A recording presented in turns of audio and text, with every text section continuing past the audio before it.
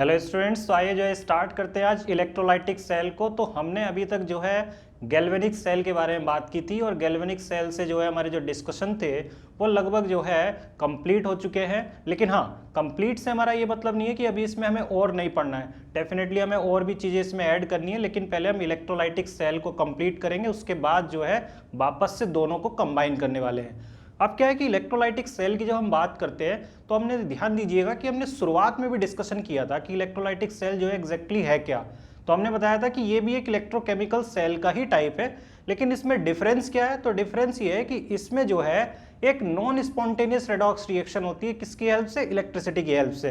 तो जैसे कि मैंने डेफिनेशन में भी लिखा है और आप यहाँ पे देख सकते हैं कि ये एक इलेक्ट्रोकेमिकल सेल है जिसमें एक नॉन स्पॉन्टेनियस रेडॉक्स रिएक्शन होगा। और वहां पे हमने जो है ये भी पढ़ा था कि यहाँ पे जो है इलेक्ट्रिकल एनर्जी जो है किसमें कन्वर्ट होती है? Chemical energy. मतलब डिफरेंस वाइज जब हम दोनों को देखते हैं तो वहां पे भी क्लियर कट हमने आपको बताया था कि स्पॉन्टेनियस रेडॉक्स रिएक्शन होता है किसमें? गैल्वेनिक सेल में। और नॉन स्पॉन्टेनियस होता है किसमें? इलेक्ट्रोलाइटिक सेल में। तो इंट्रोडक्टरी लेवल तो ऑलरेडी जो है क्लियर हम वहां पे कर चुके थे, लेकिन फिर भी जो है हमने फिर से इस डेफिनेशन को लिखा आपके लिए ताकि आप इसको और अच्छे से क्लियरली समझ पाएं। अब क्या है कि हमने एक बेसिक लेआउट भी क्रिएट किया है इलेक्ट्रोलाइटिक सेल का। तो ऐसे इलेक्ट्रोलाइटिक सेल की अगर हम बात करेंगे तो यहाँ पे भी आपके लिए जो है सिंपल सी बात है समझने के लिए, दो इलेक्ट्रोड होंगे, एक एनोड होगा दूसरा कैथोड होगा। यहाँ पे और पिछले वाले में अगर आपको गैल्वेनिक सेल की कंस्ट्रक्शन थोड़ी सी याद है तो ध्यान दीजिएगा कि एनोड वहां पे निगेटिव होता था, लेकिन यहाँ पे क्लियर कट दिख रहा है कि एनोड क्या है? पॉजिटिव है और कैथोड क्या है? नेगेटिव है। इसका मतलब कि जो पोलैरिटीज हैं वो चेंज हो चुकी हैं, कि वहां पे जो पोलैरिटीज थी जस्ट उससे उल्टी पोलैरिटी जो है कहां पे? इलेक्ट्रोलाइटिक सेल में। दूसरी चीज आपने एक चीज और नोटिस की, नोटिस ये करिए कि यहाँ पे जो है दोनों इलेक्ट्रोड एक ही सॉल्यूशन में डिप है। ये आपको क्लियर कट दिख रहा है कि नहीं दिख रहा है? तो ये जो है डिफरेंस आपको नजर आ रहा होगा कि यहाँ पे दोनों ही इलेक्ट्रोड को हमने एक ही सॉल्यूशन में डिप कर रखा है। ये डिफरेंस है यहाँ पे।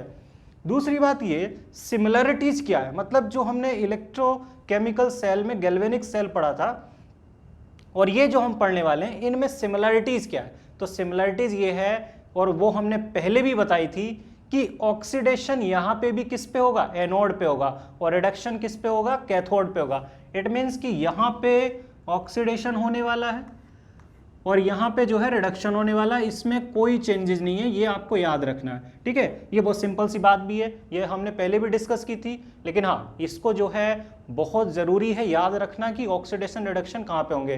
तो इलेक्ट्रोकेमिकल सेल, कोई सा भी इलेक्ट्रोकेमिकल सेल हो, ऑक्सीडेशन रिडक्शन का जो प्लेस है वो फिक्स है। ऑक्सीडेशन किस पे होगा? एनोड पे, और रिडक्शन किस पे होगा? कैथोड पे। अब जनरल वर्किंग की अगर हम बात करें तो हमें ये पता चलेगा कि किस तरीके की वर्किंग है।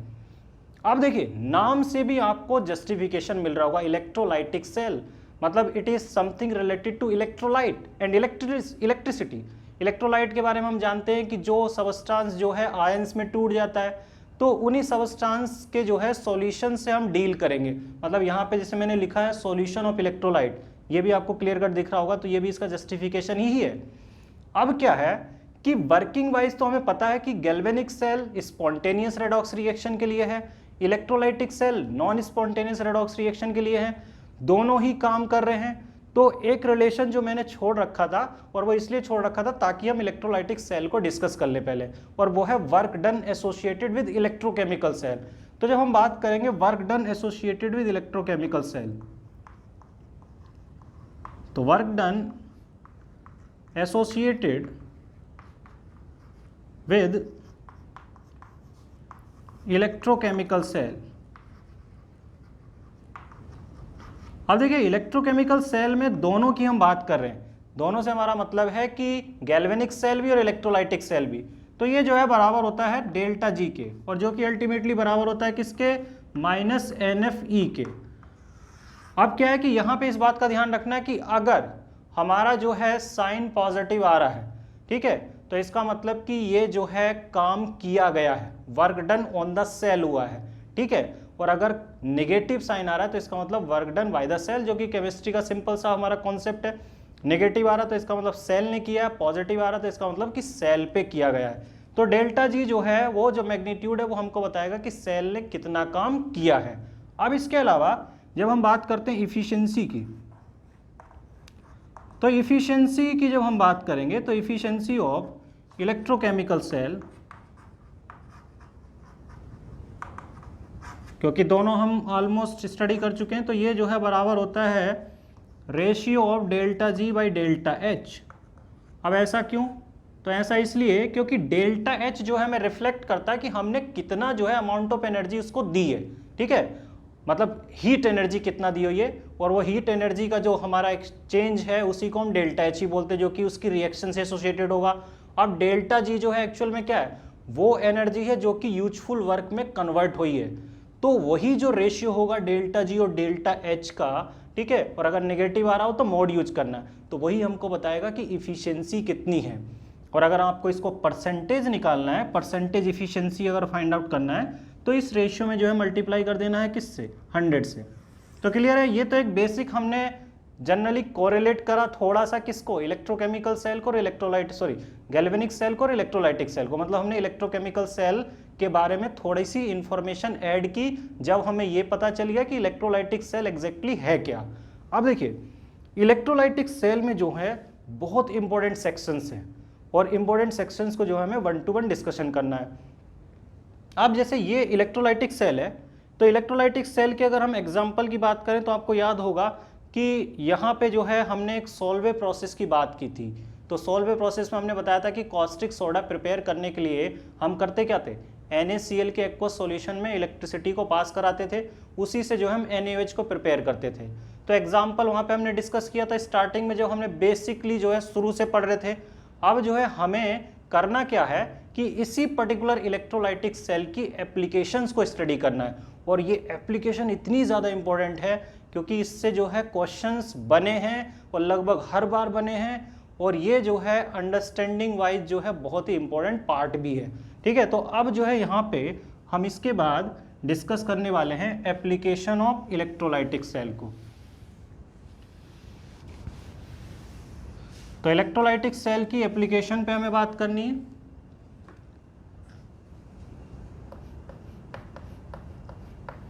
तो एप्लीकेशन में जब हम इसको डिवाइड करेंगे तो सबसे पहले जो है हमें डिस्कस करना है एप्लीकेशन में इलेक्ट्रोलाइसिस को। अब देखो इलेक्ट्रोलाइसिस जैसे ही वर्ड आता है तो आप फैंटेसाइज हो जाते हैं, क्योंकि इसके बारे में आपने जो है काफ़ी कुछ जो है सुन रखा है। इलेक्ट्रोलाइसिस का मतलब है कि कोई भी चीज़, हमारी कोई सबस्टांस है जिसको हम किसकी हेल्प से तोड़ रहे हैं, इलेक्ट्रिसिटी की हेल्प से। और अल्टीमेटली सबस्टांस की जब हम बात करते हैं तो इलेक्ट्रोलाइट्स ही होते हैं, मतलब जो आयंस में टूटने वाले सबस्टांस होते हैं। तो इलेक्ट्रोलाइसिस जो है वो हमारी फर्स्ट एप्लीकेशन है। अब इसमें जो है बहुत सारे पार्ट्स हमें डिस्कशन करने हैं, ठीक है। तो डिस्कशन में जैसे मैं अभी इसको लिखूंगा, पहले हम इसका दूसरा एप्लीकेशन लिख लें, ठीक है। और मैंने कुछ एप्लीकेशन को इलेक्ट्रोलाइसिस में ही जोड़ दिया, हालांकि मैं उसको बढ़ा के लिख सकते हैं, लेकिन एक्चुअल में वो इसी का ही पार्ट है। तो दूसरा है वो है सिंपल है कंडक्शन ऑफ इलेक्ट्रिसिटी। तो conduction of electricity and electrolysis, मतलब दोनों में डिफरेंस ये है कि इलेक्ट्रोलाइसिस में हम सबस्टांस के साथ जो है रिएक्शंस करवा रहे हैं इलेक्ट्रिसिटी की हेल्प से, केमिकल रिएक्शन को करवा रहे हैं, तब जो है इलेक्ट्रोलाइसिस की बात हो रही है। लेकिन अगर हम रिएक्शन नहीं चाहते हैं, हम सिंपली ये चाहते हैं कि जो उसमें आयंस हैं वो इलेक्ट्रिसिटी कैरी करे और कैसा बिहेवियर होगा उसको लेके, तो उस पर्टिकुलर सेक्शन को हम इसमें पढ़ेंगे कंडक्शन ऑफ इलेक्ट्रिसिटी में। तो अब जो है हमने इसको दो पार्ट में ब्रेक कर दिया, एक तो इलेक्ट्रोलाइसिस में और दूसरा कंडक्शन ऑफ इलेक्ट्रिसिटी में। अब देखो इलेक्ट्रोलाइसिस की जब हम बात करते हैं तो शुरुआत में जो है हम 1 to 1 डिस्कशन करेंगे, और सबसे पहले इसकी बात करेंगे इलेक्ट्रोलाइसिस की, कि इलेक्ट्रोलाइसिस एग्जैक्टली है क्या, ठीक है। तो हम अब फर्स्ट एप्लीकेशन जो है इलेक्ट्रोलाइटिक सेल की इलेक्ट्रोलाइसिस उसको पढ़ने वाले हैं।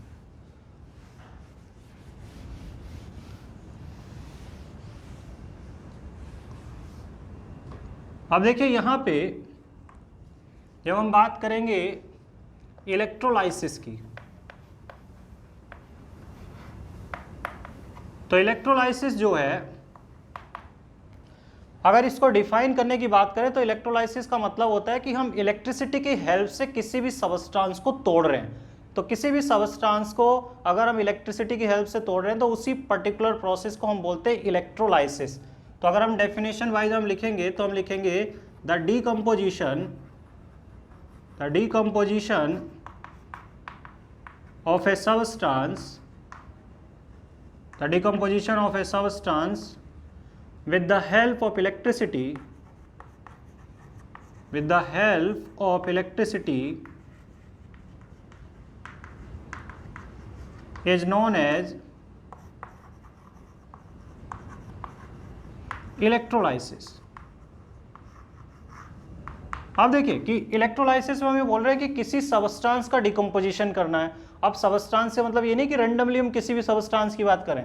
सबस्टांस से जो है हमारा मतलब है कि हम इलेक्ट्रोलाइट्स की बात कर रहे हैं कि कोई इलेक्ट्रोलाइट है जिसको हम तोड़ रहे हैं किसकी मदद से, इलेक्ट्रिसिटी की मदद से।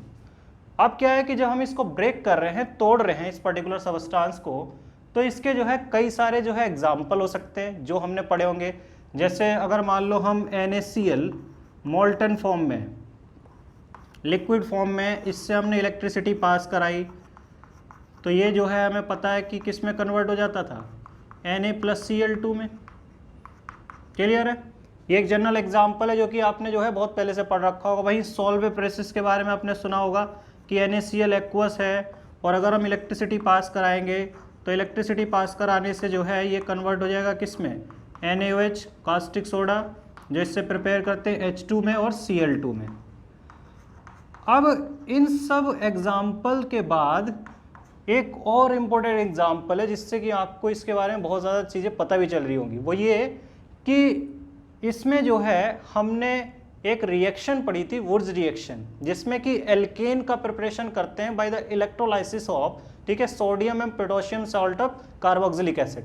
तो सोडियम और potassium salt of carboxylic acid का इलेक्ट्रोलाइसिस करके एल्केन का प्रिपरेशन किया जाता था। तो वो भी जो है किसकी पर्टिकुलर एग्जाम्पल आ गया, इलेक्ट्रोलाइसिस का। तो अगर हम इलेक्ट्रोलाइसिस की बात करें, जैसे हम बात कर रहे थे इलेक्ट्रोलाइसिस जो है उसकी फर्दर सब एप्लीकेशंस हैं, ठीक है। तो सब एप्लीकेशन जैसे आपको दिख रहा है कि यार साफ साफ दिख रहा है इंडस्ट्रियल प्रिपरेशन है। इंडस्ट्रियल प्रिपरेशन, हमें अगर कुछ सबस्टांस को मैन्युफैक्चर करना है तो मैन्युफैक्चर करने के लिए हम किसका यूज करेंगे, इलेक्ट्रोलाइसिस का यूज करेंगे। इसके अलावा जो है इलेक्ट्रोप्लेटिंग हो गया, इलेक्ट्रो रिफाइनिंग हो गया, ये सारी चीज़ें भी जो हैं किससे एसोसिएटेड है, इलेक्ट्रोलाइसिस से भी एसोसिएटेड है। ध्यान दीजिएगा, मैंने दो वर्ड यूज किए हैं, इलेक्ट्रोप्लेटिंग और इलेक्ट्रो रिफाइनिंग। ये दोनों इसी का हिस्सा है जिसको हम डिस्कस भी करेंगे, एक्सप्लेन भी करेंगे जब हम इलेक्ट्रोलाइसिस को कंप्लीट कर लेंगे कि ये जो है कैसे इससे एसोसिएटेड है। तो कुल मिला के हम ये कह सकते हैं कि इलेक्ट्रोलाइसिस बहुत ही इंपॉर्टेंट पार्ट है। मतलब कि इसको समझ लिया तो हमारे जो है लगभग कह सकते हो कि एक क्वेश्चन तो फिक्स है कि हमको आसानी से कर देंगे। अब देखिए, ये तो हमने इसका एग्जाम्पल लिख लिया कि इस तरीके से जो है हम इलेक्ट्रोलाइसिस को जो है बाय एग्जाम्पल एक्सप्लेन कर रहे हैं। अब जब हम इलेक्ट्रोलाइसिस की बात कर रहे हैं तो हम डीकम्पोजिशन की बात करें तो what is the meaning of decomposition, कि डीकम्पोजिशन से हमारा मतलब क्या है। तो डीकम्पोजिशन से मतलब ये है कि एक्चुअल में हमारे सबस्टेंस डिस्चार्ज होंगे। डीकम्पोजिशन से हमारा मतलब क्या है, डिस्चार्जिंग। तो डिस्चार्जिंग जो है ये कैसे होगी, कि एक्चुअल में ये जो डिस्चार्जिंग वाली प्रोसेस है ये होगी कैसे। तो जब हम इलेक्ट्रिसिटी जो है पास कराएंगे सॉल्यूशन से, तो उसमें क्या है कि जो हमारे आयंस होंगे इलेक्ट्रोलाइट्स के अंदर, जैसे कैटायन होंगे, एनायन होंगे, तो इन्हीं कैटायन एनायन को जो है हम डिस्चार्ज करवाएंगे। और डिस्चार्ज से हमारा मतलब है कि ऑक्सीडेशन और रिडक्शन करवाएंगे इलेक्ट्रिसिटी की हेल्प से। और हम जो है एक नॉन स्पॉन्टेनियस रेडॉक्स रिएक्शन जो है करवाएंगे जिसमें एक आयन का ऑक्सीडेशन होगा और दूसरे आयन का रिडक्शन होगा। अब देखिए ये सब प्रोसेस जो है कहाँ पे होंगी, इन्हीं पे, ये जो हमने लिए हैं। तो इसका मतलब कि यहाँ पे ऑक्सीडेशन होगा एनोड पे और उस पे जो है रिडक्शन होगा। अब इसमें क्या है कि जब किसी पर्टिकुलर सबस्टेंस का ऑक्सीडेशन होगा, अगर वो सॉलिड होगा तो सिंपली वो इसके ऊपर डिपॉजिट हो जाएगा। ध्यान दीजिएगा मैं क्या बोल रहा हूँ कि अगर वो सॉलिड होगा तो वो इसके ऊपर डिपॉजिट हो जाएगा, अगर वो लिक्विड होगा तो वो इसमें डिफ्यूज हो जाएगा। दूसरा वर्ड याद रखिएगा, सॉलिड होगा तो डिपॉजिट होगा, लिक्विड होगा तो डिफ्यूज हो जाएगा, और अगर गैस होगा तो लिबरेट हो जाएगा।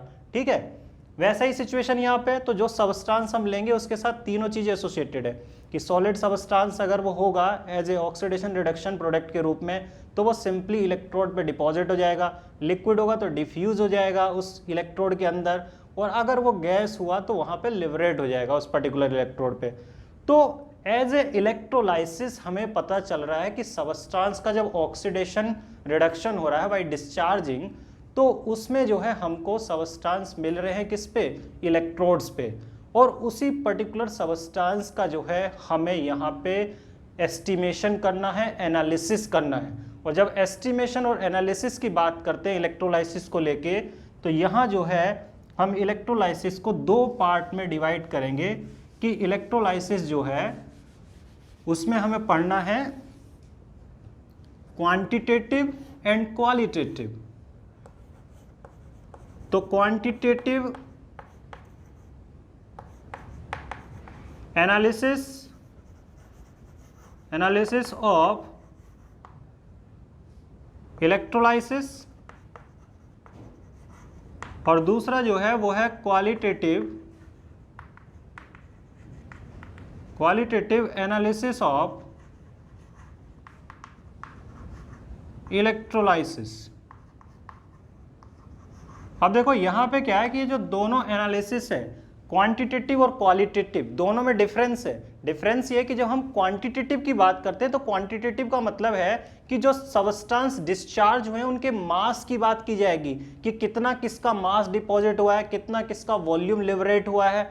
इस पर्टिकुलर चीज को जो है हम इसमें पढ़ेंगे क्वांटिटेटिव एस्टिमेशन में।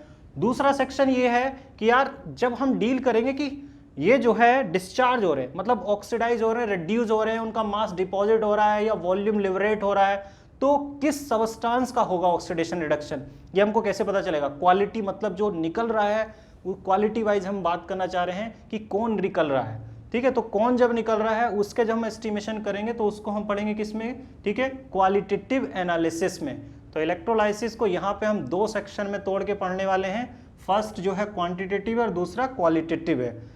तो यहाँ पे जो है हम बात करेंगे अमाउंट की, ठीक है। तो अमाउंट एंड वॉल्यूम इसकी बात करेंगे, और यहाँ पे जो हम बात करेंगे, ठीक है, टाइप्स की। तो टाइप्स ऑफ सबस्टेंस, ठीक है भाई। तो इसमें जो है क्लियर कट है कि हमें जो है इन चीज़ों को ध्यान में रखना है कि किसको जो है किस में पढ़ना है। अब देखिए जब हम बात करते हैं इसमें सबसे फर्स्ट वाले की, तो जो सबसे फर्स्ट वाला है वो है क्वांटिटेटिव एस्टिमेशन या क्वांटिटेटिव एनालिसिस। तो क्वांटिटेटिव एनालिसिस ऑफ इलेक्ट्रोलाइसिस, तो क्वांटिटेटिव एनालिसिस ऑफ इलेक्ट्रोलाइसिस। तो क्वांटिटेटिव एनालिसिस ऑफ इलेक्ट्रोलाइसिस का मतलब हमारा ये है, we want to calculate mass of substance deposit और volume of substance liberated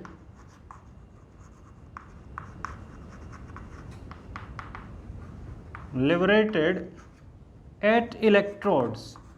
ये जो हमारे इलेक्ट्रोड्स हैं, इन पर्टिकुलर इलेक्ट्रोड्स पे जो है जो मास या वॉल्यूम डिपॉजिट होगा उसकी जो है हमें बात करनी है। अब देखिए जब हम इसकी बात करते हैं तो इसमें क्या है कि बहुत एक अच्छी सी स्टोरी भी है इसके पीछे। जैसे जब इलेक्ट्रोलाइसिस को शुरुआत में जब पढ़ा जाता था तो उसमें लोगों ने जो शुरुआत की थ्योरीज दी तो उन्होंने मुझसे ये बोला कि जो मास डिपॉजिट हो रहा है, जो वॉल्यूम लिबरेट हो रहा है, वो सबस्टेंस के मोलर मास से एसोसिएटेड है। मतलब शुरुआत वाले जो साइंटिस्ट थे उन्होंने ये बोला कि जो मास डिपॉजिट होगा इलेक्ट्रोड पे रेस्पेक्टिव या वॉल्यूम जो लिबरेट होगा ये उसके मोलर मास का फंक्शन है, इसके मोलर मास से एसोसिएटेड है। लेकिन लेटर ऑन जो है जब केमिकल एक्सपेरिमेंट्स रिजल्ट आए तो पता चला कि यार जो है ऐसा तो है नहीं, क्योंकि जो हमारे एक्सपेरिमेंटल कंक्लूजन आए वो उससे एकदम उल्टे आए, या इन अदर वे कह सकते हैं कि उससे उनका कोरिलेशन नहीं मिला। अब क्या है कि एक साइंटिस्ट है, बहुत फेमस साइंटिस्ट है, फेराडे। तो फेराडे ने जो है फिर अल्टीमेटली इसको जो है करेक्ट किया और कुछ जो है सर्टेन्स जो है उन्होंने नियम बनाए जिसके बेसिस पे जो है हम इसको जो हमारा क्वांटिटेटिव एस्टिमेशन है या एनालिसिस है उसको पढ़ते हैं, ठीक है। तो क्वांटिटेटिव एस्टिमेशन के लिए जो है हमें अल्टीमेटली किसको पढ़ना, फेराडे लॉज को। तो इसलिए जो हम डिस्कस करेंगे इसमें फेराडेज लॉ ऑफ इलेक्ट्रोलाइसिस, ठीक है। तो इलेक्ट्रोलाइसिस में जो हमारा क्वांटिटेटिव एनालिसिस है इसमें हम पढ़ने वाले हैं फेराडेज लॉ ऑफ इलेक्ट्रोलाइसिस। तो फेराडे लॉ ऑफ इलेक्ट्रोलाइसिस की जब बात करेंगे तो यहाँ पे जो है इस बात का हमें ध्यान रखना है कि फैराडे लॉ ऑफ इलेक्ट्रोलाइसिस में इसको दो पर्टिकुलर पॉइंट में इन्होंने ब्रेक किया था। पहला जो पॉइंट था, ठीक है, जिसको हम डिटेल में एक्सप्लेन भी करेंगे, वो ये था the mass of substance deposit और volume of substance liberated at electrode is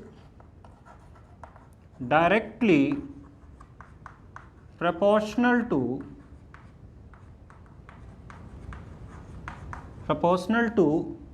equivalent mass and amount of charge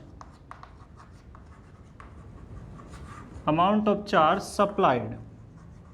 अब ध्यान दीजिएगा कि इस पर्टिकुलर जो है फर्स्ट जो हमारा नियम है, इसमें जो है हमने क्या लिखा है, तो इसमें हमने लिखा है कि जो मास उसका डिपॉजिट होगा या जो वॉल्यूम लिबरेट होगा वो डायरेक्टली प्रोपोर्शनल होगा किसके, इक्विवेलेंट मास के।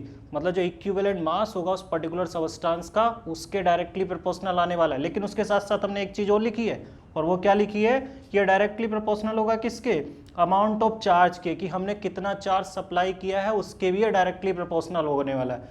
अब देखो इसको अगर हम न्यूमेरिकली कन्वर्ट करें तो न्यूमेरिकली जो है क्या रिलेशन आएगा, तो फर्स्ट लॉ का न्यूमेरिकल कोरिलेशन देख लेते हैं। तो जैसे हमने वहाँ लिखा है कि जो मास और वॉल्यूम है वो डायरेक्टली प्रोपोर्शनल होने वाला है किसके, इक्विवेलेंट मास के, कि सब्सटेंस का जो इक्विवेलेंट मास होगा उसके वो डायरेक्टली प्रोपोर्शनल होगा जो भी मास या वॉल्यूम वहाँ पे डिपॉजिट होने वाला है। लेट्स सपोज दैट कि इक्विवेलेंट मास जो है वो कितना ई ग्राम है, ठीक है। तो ये हमारा पहला रिलेशन वहाँ से दिख रहा है, न्यूमेरिकल रिलेशन जो हमने फर्स्ट लॉ फैराडे से जो है लिखा है इलेक्ट्रोलाइसिस वाले में। और उसमें जो है आपने देखा होगा कि एक और चीज़ थी, और वो थी अमाउंट ऑफ चार्ज को लेके। अब जैसे अमाउंट ऑफ चार्ज की बात करें तो जैसे हमारे पास कोई इलेक्ट्रिसिटी है जिसमें आई करंट फ्लो हो रहा है, टी टाइम तक हुआ, टी सेकेंड तक, तो चार्ज कितना निकल के आएगा, तो हमें पता है कि चार्ज अगर निकालना है तो करंट इंटू टाइम मतलब आई इंटू टी। तो ये जो हमारा सेकेंड कोरिलेशन हो गया।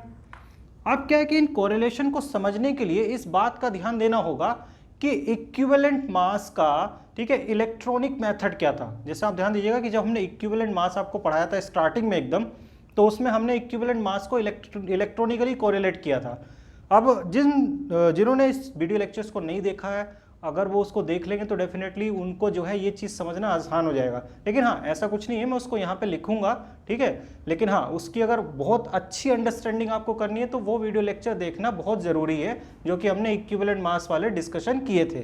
तो इक्विवेलेंट मास की जब हम बात करते हैं तो इक्विवेलेंट मास के बारे में हम लिखते हैं the mass of substance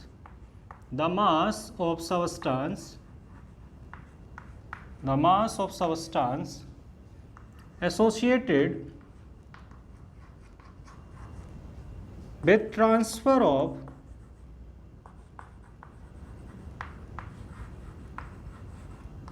one mole electron is known as equivalent mass. अब देखिए इस पर्टिकुलर डेफिनेशन को पहले भी मैं बता चुका हूं, लेकिन फिर से इसको मैं लिख रहा हूं कि एक मोल इलेक्ट्रॉन का जो ट्रांसफर हुआ है, चाहे लिया चाहे दिया, तो उसके साथ जो मास उसका एसोसिएटेड होगा, उस पर्टिकुलर मास को जो हम क्या बोलते हैं, इक्विवेलेंट मास बोलते हैं। आप देखिए कि ये तो हमें समझ में आएगा कि इक्विवेलेंट मास जो एग्जैक्टली क्या है, the mass associated with the transfer of one mole electron. अब क्या है कि इस पर्टिकुलर लाइन को देखिए हम कैसे बहुत अच्छे कोरिलेशन में डेवलप करने वाले, इसी लाइन को, बस इसी को फोकस करना है। अब देखो हमने इक्विवेलेंट्स की बात की थी वहां पे, और इक्विवेलेंट मास की बात की थी, नॉर्मलिटी की भी बात की थी, तो इसको आप याद रखेंगे, ठीक है। इसी का जो हम यूज करेंगे थोड़ी देर बाद। तो ये जो लाइन हमने लिखी है कि एक मोल इलेक्ट्रॉन का ट्रांसफर हुआ, तो जरा इसको ध्यान से देखो यार कि एक मोल इलेक्ट्रॉन का ट्रांसफर, तो वन मोल इलेक्ट्रॉन ट्रांसफर का मतलब क्या क्या हो सकता है वो एक बार जरा समझ लो, ठीक है। ध्यान से देखो, एक मोल इलेक्ट्रॉन का ट्रांसफर हुआ मतलब कि कितने इलेक्ट्रॉन ट्रांसफर होंगे, number wise, Na electron. Clear है? 1 मोल इलेक्ट्रॉन का मतलब है कि जैसे इक्विवेलेंट मास E ग्राम है, तो 1 मोल इलेक्ट्रॉन को अगर हमने ट्रांसफर कराया तो E ग्राम मास डिपॉजिट हुआ। तो अगर हमें नंबर ऑफ इक्विवेलेंट निकालने होते थे तो हमारा फॉर्मूला क्या था? जैसे हमें नंबर ऑफ इक्विवेलेंट निकालना है, ग्राम इक्विवेलेंट, तो नंबर ऑफ ग्राम इक्विवेलेंट जो है बराबर होता था किसके? Given mass divided by equivalent mass. याद है ये फॉर्मूला? मोल कॉन्सेप्ट में भी पढ़ाया गया था और मैंने भी वीडियो लेक्चर्स में डिस्कस किया था। अब जो है अगर मास जो डिपॉजिट हुआ है वो इक्विवेलेंट मास के बराबर है तो रेशियो कितना आ जाएगा? यूनिटी। इसका मतलब किसी भी सब्सटेंस का अगर मास इक्विवेलेंट मास के बराबर है तो मतलब कि उसमें कितना ग्राम इक्विवेलेंट होगा? यूनिटी। मतलब 1 मोल इलेक्ट्रॉन ट्रांसफर हमने किया तो कितना मास आया? इक्विवेलेंट मास के बराबर। तो रेशियो जो है दोनों का कितना आने वाला? यूनिटी। इसका मतलब 1 मोल इलेक्ट्रॉन ट्रांसफर का मतलब है 1 ग्राम इक्विवेलेंट। क्लियर है? कट है यहाँ तक? कोई दिक्कत नहीं होनी चाहिए समझने में। अब देखिए इसके अलावा जो है और इम्पोर्टेंट जो बात है जो कि मास से एसोसिएटेड है कि जब हम मास वाइज इसको समझेंगे कि कितना मास होगा तो इसका मतलब है कि E ग्राम होगा। मतलब कि लेट्स सपोज दैट कि यहाँ पे जो है इक्विवेलेंट मास अगर E है, जैसे हमने यहाँ पे लिखा, तो 1 मोल इलेक्ट्रॉन के ट्रांसफर के साथ कितना मास एसोसिएटेड है? E ग्राम। आप देखो इससे भी ज़्यादा इंपॉर्टेंट रिलेशन एक चीज़ और बची है, वो ये क्या कि 1 मोल इलेक्ट्रॉन मतलब इतने इलेक्ट्रॉन, तो चार्ज कितना होगा? कि अगर 1 मोल इलेक्ट्रॉन का ट्रांसफर हो तो मतलब कितना चार्ज ट्रांसफर हुआ होगा? तो 1 इलेक्ट्रॉन का चार्ज पता है कि नहीं? 1 इलेक्ट्रॉन का चार्ज होता है कितना? 1.6 इंटू 10⁻⁻19 कूलम। और कितने इलेक्ट्रॉन होंगे एक में? इतने। तो इसका मतलब इसकी मल्टीप्लिकेशन कर देते हैं। तो मल्टीप्लिकेशन जब कर देंगे इसकी और उसको राउंड ऑफ करके जब लिखेंगे तो हमें पता है कि उसी क्वांटिटी को हम 1 फैराडे बोलते हैं और वो कितना आता है? 96,500 कूलम। इसका मतलब साफ साफ है कि 1 मोल इलेक्ट्रॉन ट्रांसफर का मतलब है कि 1 फैराडे क्वांटिटी ऑफ चार्ज जो है ट्रांसफर होगा, जो कि हमने फैराडे यूनिट में लिखा हुआ है। और 1 फैराडे का मतलब कितना होता है? 96,500। ये राउंड ऑफ वैल्यू है, ठीक है। तो कुल मिला के देखिए यहाँ पे हमको मोल के जैसे ही कोरिलेशन मिल गए। आप कहीं से भी किसी को भी पकड़ लीजिए, आप दूसरे से उसको कोरिलेट कर सकते हैं। कैसे? कि 1 फैराडे मतलब कितना चार्ज? इतना चार्ज। 1 फैराडे का मतलब कितना मास डिपॉजिट होगा? कि अगर आपने किसी को भी 1 फैराडे दिया है तो मतलब इतना मास डिपॉजिट होने वाला है या इतना वॉल्यूम डिपॉजिट होने वाला है। इक्विवेलेंट वॉल्यूम लिखेंगे, वहाँ कितना जो है ग्राम इक्विवेलेंट निकल के आएगा? 1 फैराडे का मतलब 1 इक्विवेलेंट। 1 फैराडे का मतलब कितने इलेक्ट्रॉन? इतने इलेक्ट्रॉन का ट्रांसफर। मोल वाइज कितने इलेक्ट्रॉन का ट्रांसफर? 1 मोल का। तो सबका कोरिलेशन आपको दिख रहा है साफ साफ, ठीक है। तो ये सारे कोरिलेशन जो है बहुत इंपॉर्टेंट और इनको यूज भी करना है।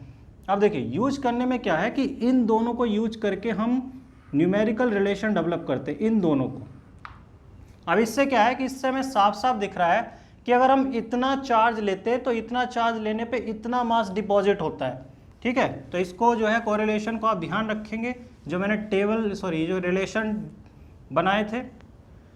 अब देखिए यहाँ से मैं लिख सकता हूँ कि 96,500 कूलम रिक्वायर्ड या डिपॉजिट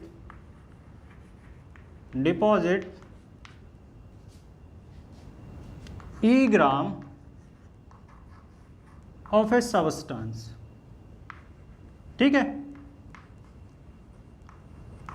अब देखिए कि अगर मैं 1 कूलम चार्ज लूं तो कितना मास जो है वो डिपॉजिट करेगा। तो 1 कूलम के साथ, तो 1 coulomb will deposit EY 96,500 gram of a substance.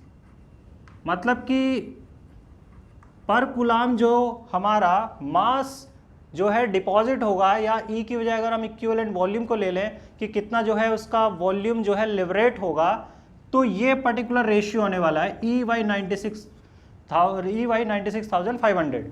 और इस पर्टिकुलर रेशियो को जानते हो?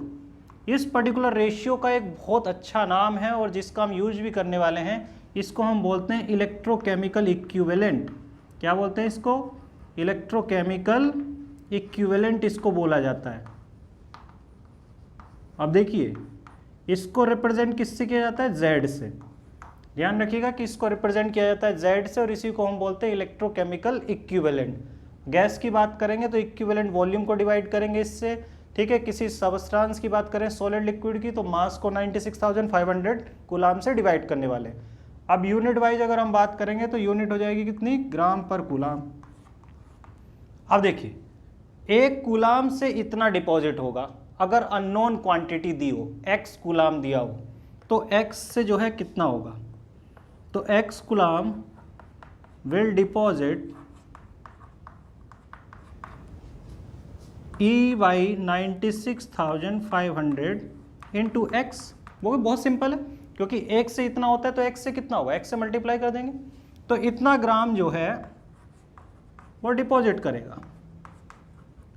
अब इस चीज को ध्यान रखिए। अब देखिए x जो है अगर हमें निकालना है, x क्या है, अमाउंट ऑफ चार्ज है। अमाउंट ऑफ चार्ज जो है एक्चुअल में क्या है, I इंटू टी, यही जो है अमाउंट ऑफ चार्ज है जो हम सप्लाई करेंगे। और इलेक्ट्रोकेमिकल इक्विवेलेंट जो है वो क्या है, E बाई 96,500। इसका मतलब कि हमारे पास एक बहुत अच्छा न्यूमेरिकल रिलेशन आ गया। और वो न्यूमेरिकल रिलेशन क्या है, वो न्यूमेरिकल रिलेशन ये है कि जो मास डिपॉजिट होने वाला है वो बराबर हो जाएगा किसके, Z इंटू आई इंटू टी। याद रहेगा भाई ये। और आपको हमने इसको एक्सप्लेन भी किया, ड्राइव भी किया कि कैसे ये पर्टिकुलर रिलेशन आया है। आपको क्लियर कट साफ साफ दिख रहा है, जस्टिफिकेशन दिख रहा है। तो ये हमारा फर्स्ट रिलेशन है जो कि हमने ड्राइव किया है इसमें, कि m जो है बराबर होगा ZIT के, और Z जो है वो क्या है, इलेक्ट्रोकेमिकल इक्विवेलेंट है। निकालना होगा तो इक्विवेलेंट मास या इक्विवेलेंट वॉल्यूम को किससे डिवाइड करेंगे, 96,500 से, मतलब 1 फैराडे से। ठीक है भाई। अब देखिए ये यहाँ तक जो है हमारा फर्स्ट लॉ का न्यूमेरिकल कोरिलेशन जो है क्लियर हो गया। और इस पर्टिकुलर फॉर्मूले को यूज करके हम काफ़ी चीज़ें सॉल्व करने वाले हैं। अब क्या है कि इसके बाद हम लिखते हैं सेकेंड लॉ, कि फैराडे का जो है सेकेंड लॉ क्या था इलेक्ट्रोलाइसिस का। सॉरी, तो सेकेंड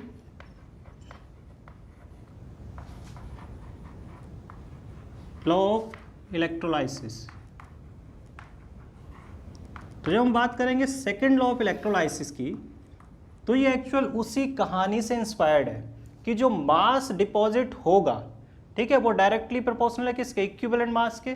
तो इसमें जो है फैराडे ने बोला कि जो मास या वॉल्यूम डिपॉजिट होंगे उनका जो रेशियो होगा वो उनके इक्विवेलेंट मास के रेशियो के बराबर होगा। मतलब इसको न्यूमेरिकली अगर हम लिखें, the ratio of mass deposit और वॉल्यूम लिबरेटेड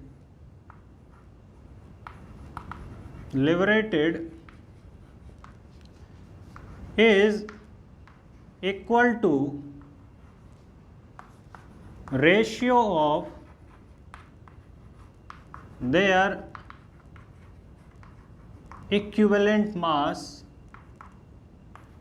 और कब की सिचुएशन है, when same quantity of charge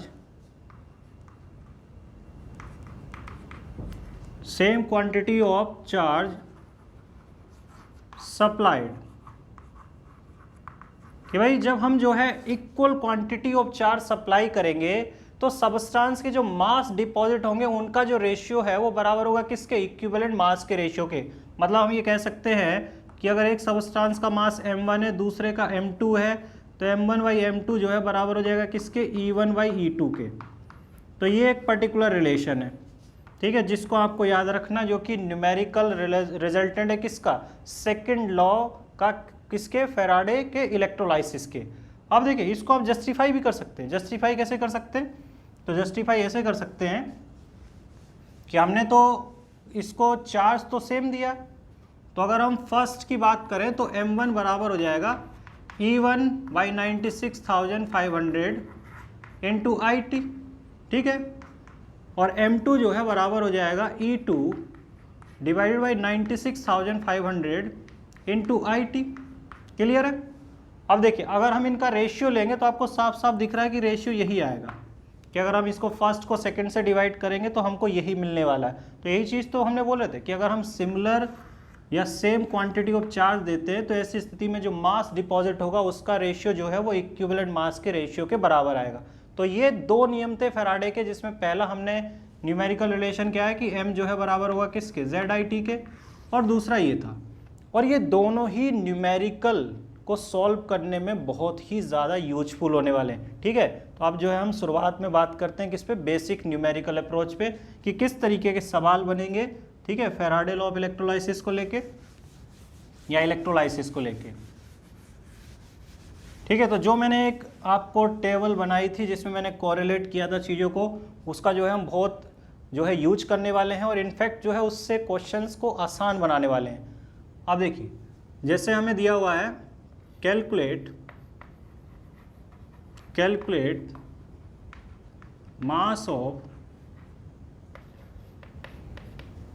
mass of following substance deposit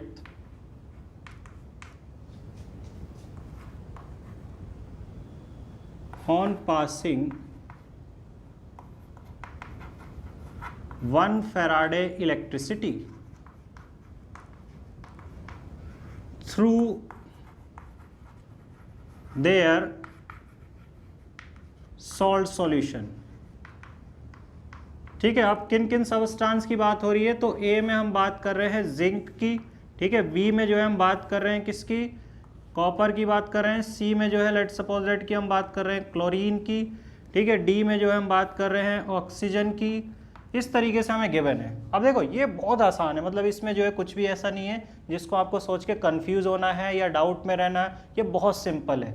अब देखो 1 फैराडे का मतलब है कि कितना इसका चार्ज जो है ट्रांसफर हुआ होगा।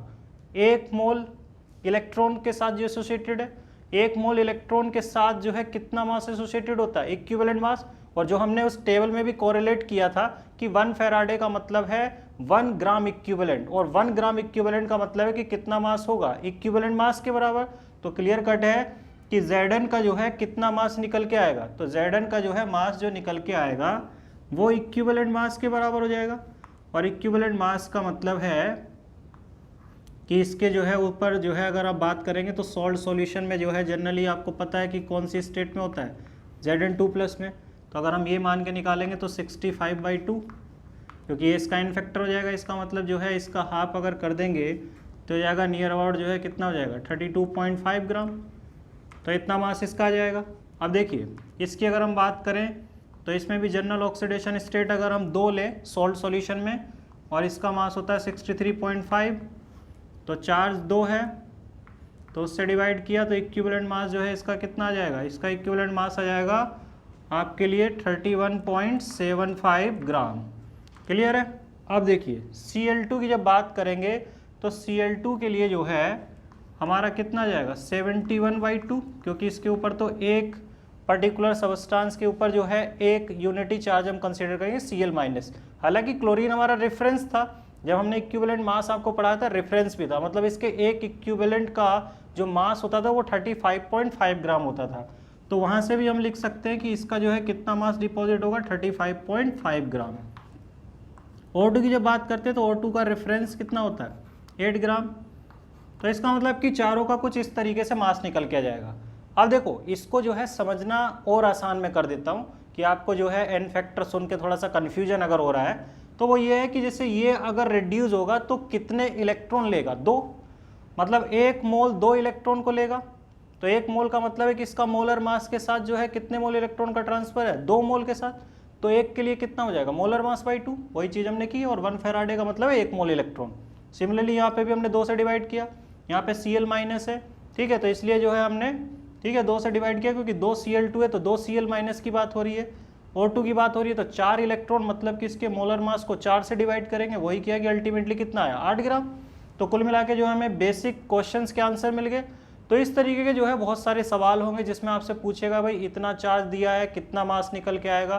तो आपको जो कोरिलेशन है वो ध्यान रखना है कि ZIT वाला फॉर्मूला लगाना है, Z इलेक्ट्रोकेमिकल इक्विवेलेंट है, उसे सॉल्व कर देना है।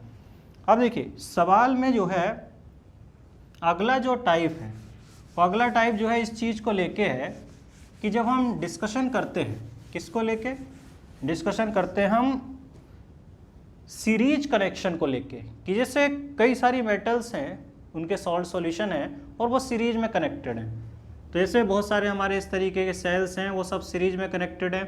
एक में जो है Zn2+ है फर्स्ट सॉल्यूशन में, दूसरे सॉल्यूशन में लेट्स सपोज दैट Ag+ है, और तीसरे सॉल्यूशन में लेट्स सपोज दैट कि हमें जो है Cu2+ दिया हुआ है। सब जो है सीरीज कनेक्शन में है। ठीक है, तो सीरीज कनेक्शन है तो इसका मतलब कि सबके लिए जो है करंट की वैल्यू क्या होगी, सेम होगी। इसका मतलब कि सबको क्वांटिटी ऑफ चार्ज क्या है, सेम मिलेगा। तो अगर क्वांटिटी ऑफ चार्ज सेम मिलेगा तो ऐसी स्थिति में इन केसेस में हम किस टाइप की अप्रोच का यूज करेंगे। तो याद कीजिए कि हमने बोला था कि जो मास का रेशियो होगा, जैसे इन दोनों को कंपेयर करें तो mass of Zn divided by mass of Ag जो है बराबर हो जाएगा equivalent mass of Zn divided by equivalent mass of Ag। Clear है कि इस तरीके की अप्रोच हम लेंगे। अब ऐसा जो है अप्रोच लेके आसानी से इस पर्टिकुलर क्वेश्चन को सॉल्व कर सकते हैं। अब क्या है कि न्यूमेरिकल अप्रोच इस पे बहुत इंपॉर्टेंट है, क्योंकि इसमें बहुत टाइप ऑफ वैरायटी के जो है क्वेश्चन बनते हैं, बहुत सारे जो है डिफरेंट जो है इफ़िशियंसी को लेके जो है सवाल बनाए जाते हैं। तो अगले वीडियो लेक्चर में जो है हम इसकी न्यूमेरिकल अप्रोच को जो है और स्ट्रेंथ देंगे और आपको जो है रियल में बताएंगे कि किस तरीके के क्वेश्चन जो है एग्जैक्टली पूछे गए हैं और पूछे जाते हैं। ठीक है, तो आपको जो ये थियोरेटिकल एक्सप्लेनेशन दिया गया है इसको आप याद रखिएगा। जो भी आपको बताया गया है इक्विवेलेंट मास वाले वीडियो लेक्चर देख सकते हैं अगर आपको कोई कन्फ्यूजन है तो।